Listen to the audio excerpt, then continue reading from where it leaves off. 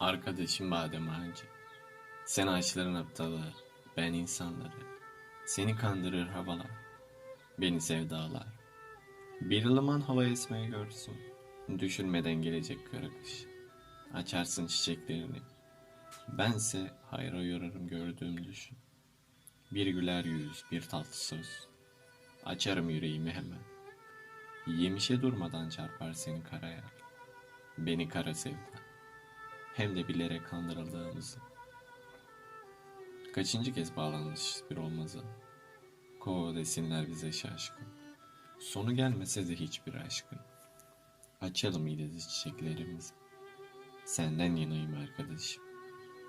Havanı bulunca aç çiçeklerini. Nasıl açıyorsam yüreğimi.